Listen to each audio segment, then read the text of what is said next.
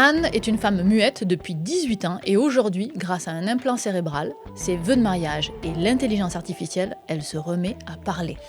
Il existe un arbre qui attire la foudre pour brûler ses rivaux et ainsi dominer la forêt. Une image jamais vue, un sharktopus ou autrement dit une proie, la pieuvre, qui chevauche un de ses prédateurs, le requin. Et on terminera avec une actualité mystère et on vous fait deviner cette actualité-là avec un chiffre du jour qui se cache derrière toi, Viviane, 15 millions. On va pas quand même vous laisser là comme ça sans indice durant l'émission. Le premier indice, on va vous en donner 3 durant l'émission. Le premier, c'est un chiffre lié à quelque chose d'extrêmement personnel. Bonjour Viviane. Bonjour Thomas, ça va bien ? Ça va bien et toi ? Ben oui, très bien. Très contente de faire cette émission avec toi. Vous avez eu finalement le programme de cette émission d'actualité scientifique avec une actualité mystère qu'on vous laisse deviner. Et on va commencer tout de suite. Absolument, avec la première actualité, c'est cool, mais on s'emballe pas, avec une actualité bien digne d'un film de science-fiction. Et oui, les vœux de mariage de Anne lui ont permis de retrouver la parole alors qu'elle était muette. Elle pense, un implant cérébral interprète et une petite voix, la sienne en plus, mais qui vient d'un ordinateur, émerge. Elle avait perdu l'usage de la parole suite à un accident vasculaire cérébral il y a 18 ans, alors imagine l'impact de cette nouvelle technologie sur sa vie. Et justement, la grande nouveauté ici, c'est la quasi-simultanéité. C'est un nouveau système boosté à l'intelligence artificielle qui détecte les mots pendant que Anne les forme dans sa tête, les transforme en paroles audibles en moins de 3 secondes. Je claque des doigts, mais vous voyez un petit peu à quel point ça peut être instantané, contre 8 secondes avec les approches précédentes. Oui, et l'implant lui-même est une petite prouesse technologique, parce que c'est une fine plaque rectangulaire, pas plus épaisse que du papier, qui contient 253 électrodes quand même, et elle a été placée chirurgicalement à la surface du cortex cérébral d'Anne, plus précisément sur les zones impliquées dans la production de la parole, évidemment, puisque c'est ça qui nous intéresse. Et ces électrodes enregistrent l'activité combinée de milliers de neurones simultanément et l'envoie ensuite sur un ordinateur. On parle d'interface cerveau-ordinateur. Et la petite cerise sur le gâteau, c'est que les chercheurs ont réussi à personnaliser la voix synthétique pour qu'elle ressemble à la propre voix d'Anne avant son accident. L'IA, en fait, figure-toi, s'est entraînée sur des enregistrements pris lors de son mariage. Eh oui. Je suis pas sûre qu'elle aurait pensé que prononcer ses vœux de mariage allait littéralement lui être utile plus tard. De l'importance de documenter sa vie. Oui, puis de nourrir les intelligences artificielles. Viviane, ouais. Je sais pas si c'est exactement le message qu'on veut faire passer, mais en tout cas, pour cet usage-là, c'est très utile. Absolument. Voilà. Alors avec tout ça, comment marche cet implant cérébral ? Il capte l'activité neuronale, certes, mais encore. Durant les tests, Anne a visualisé des phrases affichées sur un écran. Des phrases tirées d'un vocabulaire défini de 1024 mots et 50 phrases types. Par exemple, You love me there and so you et elle les prononçait entre guillemets silencieusement dans sa tête. Oui, et c'est là que l'intelligence artificielle entre de nouveau en jeu, parce que les algorithmes d'IA, ou plus spécifiquement ce qu'on appelle les modèles d'apprentissage profond, ont été entraînés sur des milliers de phrases que Anne a donc penser de cette manière, et l'IA apprend à reconnaître en fait les schémas d'activité neuronale correspondant à des mots spécifiques et à les assembler en des phrases cohérentes. Et ce qui est nouveau ici, c'est cette capacité à décoder et à synthétiser la parole en flux continu, quasiment simultanément avec juste après l'intention de parler, quoi. Alors oui, mais on n'oublie pas que c'est dans la rubrique « c'est cool, mais on s'emballe pas ». Donc, Toujours. 3 choses à garder en tête. La première, c'est qu'on reste quand même en dessous des 160 mots par minute d'une conversation naturelle. La vitesse de décodage atteint 47 à 90 mots par minute, ce qui fait que ça fait un petit moins de quantité d'informations dans une même conversation. Ça, c'était lors des expériences. Deuxième chose, le délai. Le délai est encore un peu trop long pour avoir une conversation très rapide. Idéalement, il faudrait moins de 50 secondes de délai pour que ce soit vraiment imperceptible. Là, ici, on est plus de l'ordre de 3 secondes, voire peut-être 80 millisecondes dans le meilleur des cas. C'est encore, je pense, un peu perfectible.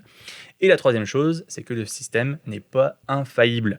Il fait encore des erreurs, c'est encore perfectible encore une fois, le vocabulaire est assez limité, donc C'est quand même intéressant, mais il y a quand même des choses à revoir. Oui, puis je rajouterais même un quatrième point parce que ce prototype a été testé sur une seule patiente. Donc n égale 1, c'est jamais suffisant pour être convaincant. En tout cas, sur le papier, c'est très intéressant, mais il va falloir multiplier les expériences sur de nombreux autres patients. et Le patientes. fameux n égale 1. Le fameux n égale 1. Pour les connaisseurs. Pour les connaisseurs. Mais pour bien comprendre l'exploit, il faut revenir un petit peu en arrière parce que vous avez peut-être déjà entendu parler de cette technologie-là qui arrive à transmettre finalement les pensées. Ça date pas d'hier, ces interfaces cerveau-ordinateur. Donc on essaie depuis des années de décoder cette activité cérébrale pour la transformer, que ce soit en commande, en texte, en voix, etc. Et là, l'équipe de l'Université de Californie avait d'ailleurs déjà travaillé avec Anne par le passé, mais dans la précédente version de leur système, il y avait un inconvénient majeur parce qu'il fallait que Anne finisse de penser au complet sa phrase en entier avant que le système ne commence à la décoder et à la prononcer.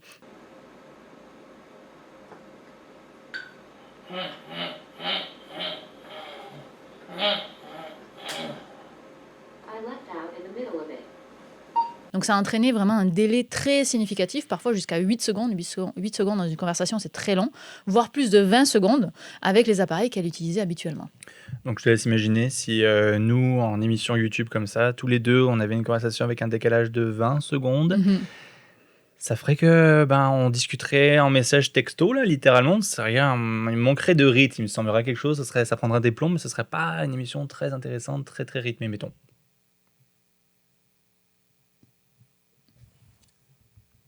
Ce qu'il fallait démontrer.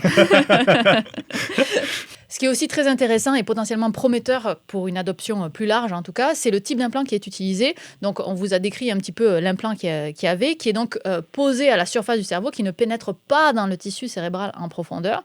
Ça, c'est vraiment une différence notable avec d'autres approches comme celle de Neuralink, si vous connaissez. Et donc, pourquoi est-ce que c'est important ? C'est parce que la chirurgie pour poser ce type d'électrode de surface, celle-là, elle est vraiment relativement courante parce que dans les hôpitaux, notamment pour les diagnostics d'épilepsie, c'est quelque chose qui est déjà connu, déjà fait. Donc, ça pourrait grandement faciliter le déploiement de cette technologie pour les patients qui en ont besoin une fois qu'elle sera bien développée. Prochaine étape, ce dont nous parlent les scientifiques, il faudrait plus de capteurs sur l'implant pour une meilleure couverture cérébrale, une plus grande précision évidemment dans la détection des signaux et puis évidemment les algorithmes pour qu'ils soient plus efficaces, plus performants. Tout ça, évidemment, demande du financement. Encore et toujours, c'est le comme nerf de la d'habitude, guerre, le nerf de la pour guerre. la recherche, le développement. Tout ça, selon des scientifiques très optimistes, pas autant que nous clairement, ça prendrait entre 5 et 10 ans, un horizon relativement proche pour une avancée aussi majeure. 5-10 ans, qu'est-ce que t'en penses, Viviane ? Sachant que n égale 1 en 2025, dans 5 ans, passer à une... Mais l'espoir fait vivre. Dans 5 ans, éventuellement, des tests cliniques, s'ils sont super rapides. Ouais. Mais pour le retrouver dans le commerce, je n'y crois pas beaucoup. Affaire à suivre. Affaire à suivre. Justement, on disait que tout va dépendre de leur financement dans cette recherche et développement d'implants. Ouais. Et le financement, c'est le nerf de la guerre, mais il faut aussi parler de la recherche qu'on fait et donc de la communication de la recherche, comme par exemple financer une émission de communication scientifique. Comme par hasard, ouais. Comme par hasard. Cette vidéo, ces émissions sont soutenues par vos dons uniquement, vous me voyez venir. Je vais vous montrer les statistiques de la dernière vidéo pour que vous vous rendiez compte. Les pubs sur YouTube ont rapporté la dernière fois 44 $ canadiens, soit 28 €, en se divisant dans tout le temps de travail et en enlevant aussi la part des impôts. Donc, si cette émission survit, ce ne sera pas grâce à YouTube, ce sera grâce à vous. Donc, n'hésitez pas à nous soutenir sur la plateforme KissKissBankBank. Le lien est dans la description. Clairement, l'avenir de cette émission dépend de vous et on espère qu'elle vous plaît et on est vraiment à l'écoute de vos remarques pour essayer de l'améliorer et qu'elle ressemble à ce que vous cherchez. Merci. On enchaîne avec, on va vous donner un deuxième indice en lien avec le chiffre derrière toi, le 15 millions. À quoi correspond ce chiffre ? Viviane, un petit rappel de l'indice numéro 1 peut-être ? Oui, le premier indice, c'était un chiffre lié à quelque chose d'extrêmement personnel. Ça, c'était le premier indice. Deuxième indice, ce chiffre représente une collection massive d'informations rendues possibles par la technologie et la curiosité de millions de personnes. Ça prend un être très curieux pour aller gratter derrière ce chiffre-là. Oui. On enchaîne avec la deuxième actualité. Tout à fait. Actualité wow, et on discute, on plonge au cœur de la forêt tropicale au Panama avec une histoire de coup de tonnerre. Oui, et voici un arbre qui se sert de la foudre pour prospérer. C'est un géant de la forêt qui non seulement reste insensible aux coups de foudre répétés, puis là on ne parle pas d'amour, on parle vraiment de coups de foudre, mais qui semble carrément survivre grâce à eux dans le climat tropical du Panama. Et pourtant, quand on y pense, c'est assez contre-intuitif. Quand on pense à la foudre qui frappe, on pense à un arbre qui explose, qui brûle, on pense à un incendie, l'arbre finit souvent très abîmé, alors que là, en fait, ça peut vraiment lui être bénéfique. Oui, et c'est ça l'effet wow de cette découverte. La foudre ne détruit pas l'almendro, c'est le nom de l'arbre en question. Au contraire, non seulement il survit malgré les millions de volts pris en pleine face, mais cet impact de foudre va lui créer un environnement propice à sa croissance. En fait, cet arbre est un excellent conducteur de l'électricité, ce qui va lui permettre de transférer les effets de la foudre aux voisins.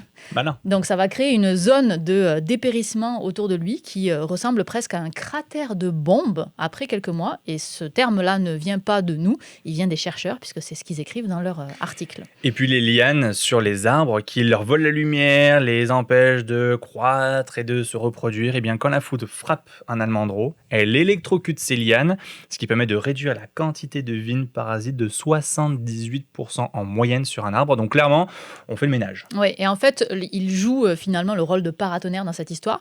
Et c'est particulièrement avantageux, la perte des vignes parasites, on l'a parlé, la mort des arbres voisins qui lui permettrait d'avoir accès à plus de lumière, de produire donc plus de graines grâce à la foudre et même de gagner en espérance de vie. Et l'étude a été publiée dans le journal New Phytologist. L'équipe menée par le chercheur en écologie forestière Evan Gora du Cary Institute of Ecosystem Studies aux États-Unis a passé des années à étudier les effets de la foudre sur cet arbre qui fait quand même 55 mètres de haut. Il n'est pas petit l'arbre. Et donc justement sur cet almendro qui est dans les forêts humides et tropicales de l'île Barro, Colorado, au Panama. Si je ne me trompe pas, 55 mètres de hauteur, ça correspond à une vingtaine d'étages dans un immeuble. Ah, quand même. J'avais comme checké ça, puis il y aura une vingtaine d'immeubles à vérifier là, mais autour d'une vingtaine d'étages. Oui, pas vingtaine d'immeubles. Non, c'est ça serait comme sinon il n'y aura pas de logique derrière. T'imagines bien que les chercheurs n'ont pas grimpé dans les arbres un par un pour essayer d'aller faire leur étude, sinon clairement on ne serait pas là pour en discuter aujourd'hui. Surtout eux. Surtout, ouais. La publication n'irait pas très loin, on serait arrêté à n égale 0, hein, c'est tout. Ils ont mis en place en fait une technologie quand même assez pointue depuis 2014, donc un peu plus de 10 ans maintenant. Ils ont installé des systèmes de surveillance sur l'île avec des caméras, des capteurs qui sont capables de localiser un impact de foudre. Ça leur a permis d'identifier assez rapidement les impacts de foudre et surtout quel arbre avait été touché. Et ensuite, ils ont utilisé des drones pour leur permettre d'évaluer les dégâts et suivre l'évolution des arbres touchés et de leurs voisins sur plusieurs mois et même plusieurs années. Alors maintenant, prenons un petit peu de recul et parlons de la résistance des différents arbres par rapport à un impact de foudre pour voir vraiment la différence avec l'almendro. Donc entre 2014 et 2019, il y a eu 94 impacts directs sur des arbres qui ont été identifiés, et, dans cette étude en tout cas. Et parmi eux, 9 concernaient des almendros. Et la comparaison est vraiment frappante parce que alors que les 9 almendros s'en sortaient quasi indemnes, les autres espèces d'arbres qui étaient de taille similaire, pour avoir une bonne comparaison, subissent en moyenne presque 6 fois plus de dégâts et ont perdu environ près de la moitié de leurs branches supérieures et de leurs feuilles. Pire encore, une grande partie de ces arbres touchés sont morts dans les 2 ans suivant l'impact. L'almendro, lui, systématiquement, il survivait. Et non seulement il survit, mais en plus on peut se demander, même s'il ne fait pas tout pour l'attirer, ce coup de foudre.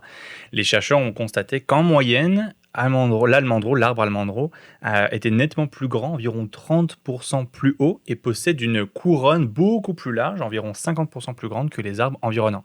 Une stature imposante, une architecture si particulière qui fait de lui un paratonnerre naturel. Une probabilité d'être frappé par la foudre augmentée de jusqu'à 68% par rapport à ses voisins. Ouais, c'est beaucoup quand même. Et ces coups de foudre seraient presque nécessaires à sa longévité, selon les chercheurs, parce que sans ces nettoyages par la foudre, il ne vivrait pas aussi longtemps. Les calculs suggèrent même que cela pourrait prolonger sa vie de près de 300 ans. Puis on se rappelle qu'on est en pleine période évidemment d'urgence climatique, que les événements climatiques extrêmes se multiplient, donc beaucoup plus de coups de tonnerre, beaucoup plus d'orages, de grosses pluies, etc. Donc des arbres comme celui-là qui ont développé une capacité de pouvoir profiter des coups de tonnerre plus fréquents pour se développer, se reproduire et prendre beaucoup plus de place. C'est très malin, c'est de l'adaptation, on est purement là-dedans. Donc c'est quand même assez intéressant à préciser. Lui devrait être là pendant un bon moment. Il va être là pour rester. On rappelle le chiffre du jour parce que vous devez deviner de quoi va parler la dernière actualité scientifique. À quoi ce chiffre correspond? Thomas, on avait des indices. Premier indice, un chiffre lié à quelque chose d'extrêmement personnel. Deuxième indice, on parle de collection massive d'informations rendues possibles par la technologie et surtout la curiosité de millions de personnes. Troisième indice, puis là on se réchauffe de la réponse de plus en plus clairement. On est au cœur d'un débat actuel sur la science, la généalogie, la santé et surtout la protection de nos données les plus intimes. Même moi j'ai deviné là. Ouais, ça devient Captain Obvious. Ça devient assez évident. Allez. Et en attendant, on parle quand même de la troisième actualité avant de passer à celle du 15 millions. On enchaîne avec une vidéo assez improbable, direction la Nouvelle-Zélande. Et je te montre cette vidéo prise au large de la côte nord du pays, dans le golfe d'Aouraki, en décembre 2023. Une pieuvre maori qui se déplace sur le dos d'un requin taupe bleu ou requin mako. En fait, c'est une équipe de chercheurs de l'université d'Auckland qui était en mer lorsqu'ils ont repéré un grand requin mako à aileron court, une silhouette grise métallique que vous voyez juste ici, assez impressionnant. Et puis ils se sont rendus compte que quelque chose clochait, une tache orange sur la tête, un peu suspecte. Au début, ils pensaient que c'était une bouée, même éventuellement un débris de pêche, ou même éventuellement une blessure. Une casquette ? Une casquette éventuellement, ouais. Et en fait, pour en avoir le cœur net, ils se sont dit, let's go, on va utiliser un drone pour essayer d'avoir une vue aérienne, ainsi qu'une caméra GoPro pour avoir des images sous l'eau qu'on vous montre là. Et la surprise, ce n'était pas une blessure, mais plutôt une pieuvre maori agrippée fermement avec ses tentacules sur la tête du requin. C'est pour ça qu'ici, on parle de Sharktopus. Shark pour requin, octopus pour pieuvre. Oui, et ce qui rend cette observation encore plus surprenante, c'est à quel point elle est improbable. Il faut savoir que la pieuvre maori, qui est d'ailleurs la plus grande pieuvre de l'hémisphère sud, elle vit généralement sur le plancher océanique, donc vraiment profondément dans les fonds marins, alors que le requin mako, lui, il préfère les eaux plus proches de la surface. Alors, il est capable de plonger assez profond, certes, mais il ne traîne pas habituellement là où se trouve la pieuvre, en tout cas. Alors, comment est-ce que ces deux espèces se sont retrouvées dans cette situation où elles sont au même endroit, au même moment? Là, il y a quelques hypothèses. Quelques hypothèses, mais on est purement dans la spéculation, on va se le dire. Donc, on aurait deux. La première, c'est que la pieuvre, qui est assez visible, mine de rien, vous la voyez, elle pourrait être une proie pour le requin. Elle se serait réfugiée sur le dos du requin pour essayer d'échapper à ses dents. C'est une bonne technique. C'est une bonne technique. Bon, peut-être, éventuellement. Peut-être. La deuxième spéculation, c'est est-ce que la pieuvre et le requin sont rendus les meilleurs colocs ever, les meilleurs amis du monde? Peut-être, éventuellement. Toujours est-il que ce requin-là, c'est le requin le plus rapide du monde, capable d'atteindre 50 km à l'heure. Autant te dire que la pieuvre a tout intérêt à bien s'accrocher. Je vois l'intérêt pour la pieuvre de s'accrocher au requin, parce qu'en plus, elle se déplace plus vite. Ouais. Mais je vois pas trop l'intérêt pour le requin d'avoir une pieuvre sur sa... Donc je pense que c'est juste le début d'une belle amitié, éventuellement, ou le démarrage d'un prochain film, le prochain volet du Monde de Nemo. Ce serait bien. Moi, j'aimerais bien avoir une suite au Monde de Nemo. Le Monde de Dory était très bon. J'ai beaucoup aimé le Monde de Dory. Je suis même pas sûre de l'avoir vu. Je dis que je voudrais une nouvelle version de Nemo. J'ai même pas vu Dory. Il faut que tu vois le Monde de Dory. Okay. Viviane, c'est vraiment besoin que je te crée. Là maintenant, il faut que tu ailles voir. On finit quand même l'actu. On finit justement. Ok, on finit l'actu. Alors la dernière actualité, on finit avec le chiffre du jour, donc le 15 millions dont on parlait. Avez-vous trouvé la réponse? À la maison, dites-nous dans les commentaires, on vous lit 15 millions, ça correspond à quoi, Viviane? Oui, 15 millions, c'est le nombre approximatif de personnes dont les données ADN sont détenues par la société 23andMe, une entreprise américaine, autrefois très en vogue dans la Silicon Valley, qui propose depuis 2006 des kits pour analyser votre salive et découvrir vos origines ou certains risques liés à votre santé. Environ 80% de ces 15 millions de clients avaient consenti à ce que leurs informations génétiques soient utilisées pour la recherche scientifique. De ce 80%-là, cette base de données gigantesque, ça a permis d'alimenter plus de 250 études scientifiques, c'est quand même bon de le souligner. Mais si on reprend donc simplement les indices, pour simplement clarifier tout ça, c'est bien quelque chose de très personnel, l'ADN. Deuxième indice, ça provient de 15 millions de personnes qui sont très curieuses d'en savoir plus sur elles. Mais il y a un couac. Aujourd'hui, l'histoire va prendre un tournant beaucoup plus incertain. Oui, l'actualité est très récente. L'entreprise vient de déposer le bilan et a demandé l'autorisation de vendre aux enchères ses actifs. Puis ces actifs, en l'occurrence, ce sont ses données. Donc de vendre cette immense base de données génétiques. 15 millions de molécules d'ADN provenant de clients de cette compagnie. Ce sont des données très sensibles. Alors qui va les racheter? Pourquoi faire? Que va devenir ce lot d'informations? C'est la question qu'on se pose très rapidement comme ça. L'avenir de ces données est entre les mains du futur acheteur et de sa façon de voir les choses. Mhm. C'est une mine d'or d'informations scientifiques à laquelle la communauté scientifique pourrait avoir accès si le prochain acheteur décide de dire « Ok, moi ces données-là, je les donne à la communauté, puis j'aimerais ça que la recherche avance grâce à ces données-là. » Acheter puis donner, c'est rare quand même. Effectivement. Ça, c'est plus mon côté bisounours Oui, optimiste. voilà. Mais d'un autre côté, la compagnie 23andMe, comme tu disais, précise quand même que le prochain propriétaire devra respecter la politique de confidentialité. Et là, je sens dans tes yeux un petit peu de scepticisme par rapport à ça. Notamment, qu'est-ce qu'elle dit cette politique? Elle parle d'interdiction d'y donner accès à des compagnies d'assurance ou encore aux forces de l'ordre. Donc clairement, ça va dépendre de l'éthique et de la façon de penser du prochain acheteur. Je vais pas te mentir, Viviane, j'y crois pas trop. Je suis Parole. Écoute-moi.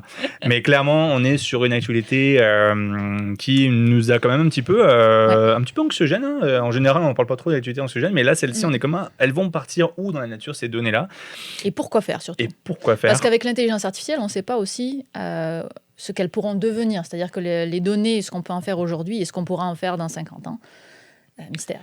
Effectivement. Toujours est-il que la compagnie a déclaré, petite phrase, petite pépite, rechercher un acheteur qui partage sa mission, je cite entre guillemets, d'aider les gens à accéder, comprendre et bénéficier du génome humain. Affaire à suivre, Viviane, on en reparlera peut-être pour la prochaine émission dans les prochains mois. La fin mot de cette histoire sera donnée le 14 mai prochain. J'ai bien hâte de savoir. Est-ce que tu avais fait un test génétique comme ça, toi? Non. Non. Moi, non plus. Voilà. On espère que cette édition vous a plu. N'hésitez pas à nous donner vos commentaires, ça nous intéresse particulièrement. N'hésitez pas à nous soutenir également. Cette émission, vous l'aurez compris, ne dépend que de vous. On voudrait aussi remercier Aurélien qui s'est proposé de nous aider dans cette édition. C'est lui qui est allé chercher tous les visuels que vous avez pu voir dans cette vidéo. Donc ça nous a fortement aidé pour le montage que je vais faire en réalité après. Et donc merci, Aurélien. Un grand merci à Aurélien pour son aide. On vous laisse avec 3 choses à aller voir. La dernière vidéo de Syllabus qui n'est peut-être pas publiée au moment où vous voyez cette vidéo. Allez voir sur la chaîne de Syllabus, il y a une nouvelle vidéo sur le pollen qui va sortir ou qui est sortie. Et si vous l'avez manqué, la dernière émission d'actualité scientifique qui était en live sur Twitch et sur YouTube, on a discuté d'un nouveau type de cartilage, on a parlé de stockage de nouveaux et de vieux souvenirs et puis d'intelligence chez les fourmis, donc allez la voir. Oui, et 3 matins par semaine, vous pouvez retrouver les lives d'actualité scientifique de Thomas sur Twitch, sur sa chaîne Science à la carte. Et tu as une actu spéciale, il me semble. Exactement, dernière actu, le live spécial le vendredi 2 mai prochain. On va être en direct des coulisses du Biodôme, un des 5 musées de l'espace pour la vie. On va parler rainettes, on va parler tortues, on va parler de dégustation d'insectes sur le temps de midi, donc entre midi et 14h. On va également aller voir une exposition dans le planétarium de Montréal, donc ça va être un beau live IRL que je vous invite à me suivre. Et est-ce que vous allez aller voir la petite loutre? Non, malheureusement. Pas la petite. Et les castors? Et les castors non plus. Non Vraiment plus dans les coulisses, un endroit où on prend soin des animaux. Donc on va vraiment faire en sorte de se focuser sur une espèce animale, mais on fera pas le tour du biodôme, on ira plus aller voir des coulisses, un endroit où les publics ne peuvent pas aller. C'est ça, on garde la loutre pour les vraies visites. Exact. Et le live pour voir les coulisses. Très bien. On vous remercie. Dites-nous en commentaire quelle actu vous a le plus marqué et nous on se retrouve le mois prochain. Ciao. Bye bye.